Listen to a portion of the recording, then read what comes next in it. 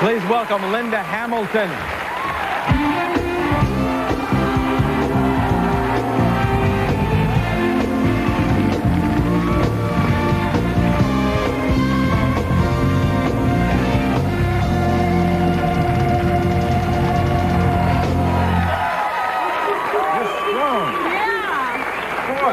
I've been hearing, you can sit. I've been hearing so much about these muscles, and you really do have them. Here they are.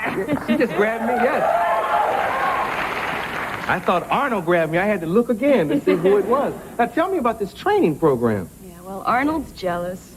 He's very jealous.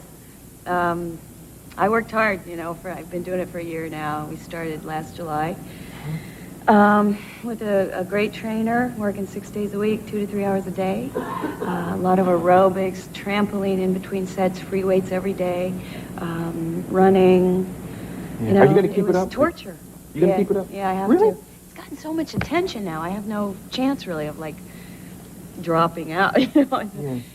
Yeah, it's a way of life. I have to do it.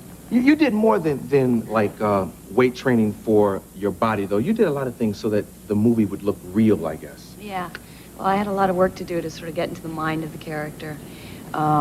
I worked with a commando in the afternoons, an Israeli commando, who taught me the military skills that I needed to learn. You know, it was pretty interesting, I'm sure, for my neighbors, who had to listen to me in the backyard pretending to fire me with automatic weapons, with bloody targets lying everywhere, and we worked, you know, with judo, changing magazines and changing positions as you get ready to reload, and throwing tennis balls at me just to keep my focus. You know, anything can come from out of the blue at any time when you're dealing with that kind of stuff. So it was intense.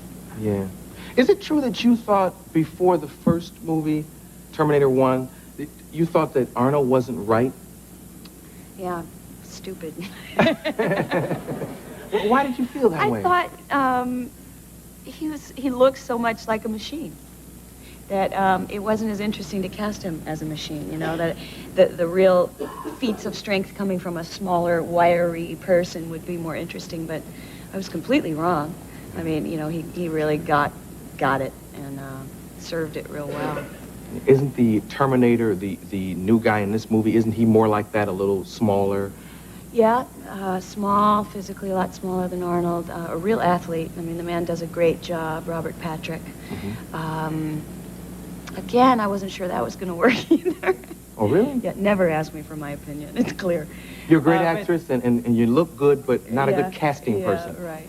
Well, actually, no, I think Robert is the choice, and he's definitely the one, but I wasn't sure it was going to be as effective, this one, because it's a different kind of a machine, much more fluid. You know, they use digitalization from the computer. It's a more sort of insidious kind of machine, not the robotic, intense strength that Arnold offered. But it flows, and I thought, I don't know if anybody's going to be scared of this. Mm-hmm. Well, I was the first one when I saw it for the first time in the audience going, whoa, look at that. I mean, it works real well. Yeah. You never know.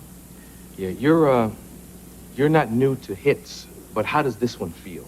This feels real good. It is the biggest movie of the summer.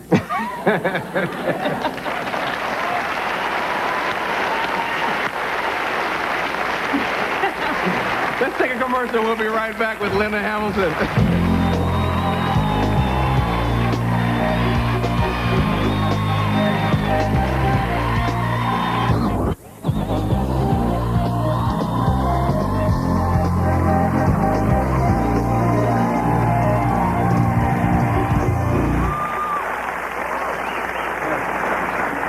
Now, I haven't seen the movie in its entirety, and I feel terrible. I'm going tonight. Good. I'm going tonight.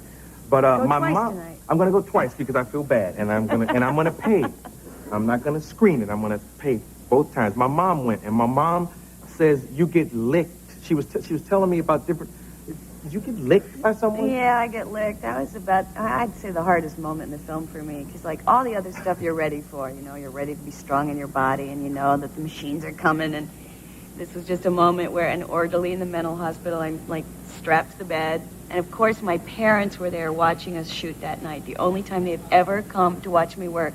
And I'm strapped to a hospital bed, and this orderly gets to bend over and just lick all up my entire face. It really shocks the audience. It's really hard to take. And even though, you know, you're doing your work and you understand the moment, it's hard to take when somebody does that over and over and over again. How many But takes? he gets his. Oh, okay. He gets his. How do you get him? You lick him back later? Well, Because yeah, I lick that's more than he deserves. him. Yeah. How do you get? Oh, you shouldn't tell us how you got him back. No, you'll see. Okay. No, when my mom said she gets licked, I was like, well, Mom, it's a violent film. You're going to get beat up, you know? And she said, no, baby. Not what I'm talking about, baby. Yeah. Yeah, it's ugly. It's ugly. Tell me about the director of this movie. I've admired his work for a long time. Yeah. James Cameron. Cameron? Yeah. Yeah. A wonderful director. I believe in him wholeheartedly. You know, he's taken a rap for maybe not being as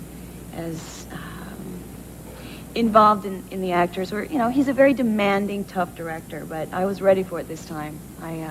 I walked away from the first picture saying, this man is rooting for the machines. You know, he was not on my side particularly, but this one, you know, we really collaborated a lot beforehand. We created a character together, and it was a breeze, and I think he's brilliant. Yeah, I think I'm starting to recognize some of his work, because he does a lot of great special effect type things. Yeah. You know?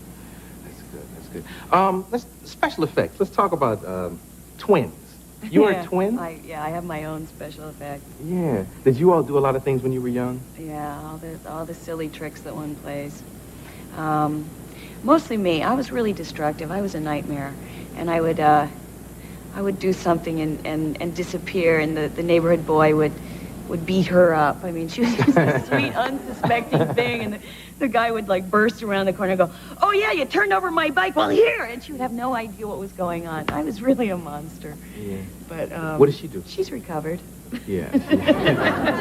What does she do for a living? She's a nurse, a mother of 3. She lives in New Jersey. Oh, okay. And, great gal. Now, you live out here in L.A. Yeah. Do twins have freaky psychic things? I mean, you're here, she's there. Do you all experience strange twin-type things? Yeah, we have.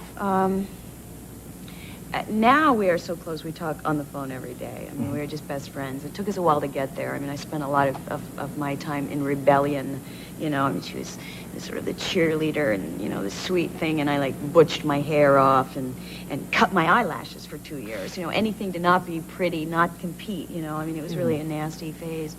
But we've shared a dream before. We've shared a hallucination. I remember once waking up in the middle of the night, and I saw smoke coming out of the chest in between our twin beds.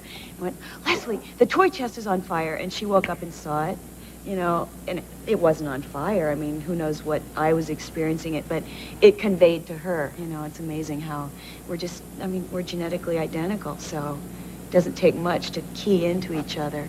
We have bad days on the same day, and we had babies 8 days apart. My baby is now 21 months, and she had one 8 days after I did, which is kind of wonderful. Wow. Yeah, we're close. That's very interesting. Yeah. And I'd like to continue on that, but I got to ask you one more thing while I got you here. Beauty and the Beast, which is where a lot of people who don't go out to movies know you from.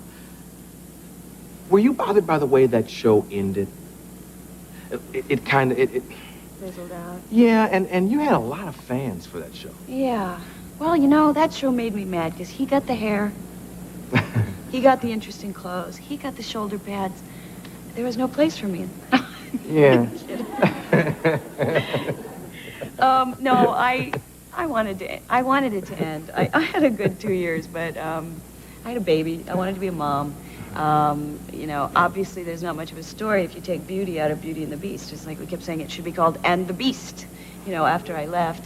And, you know, I guess it was sort of a proof to how well it worked between us that after I left, it didn't happen. But, you know, I had a good 2 years, and it was just enough. Late at night, though, you got to feel good when you say, you know, I left the show and it folded. You know,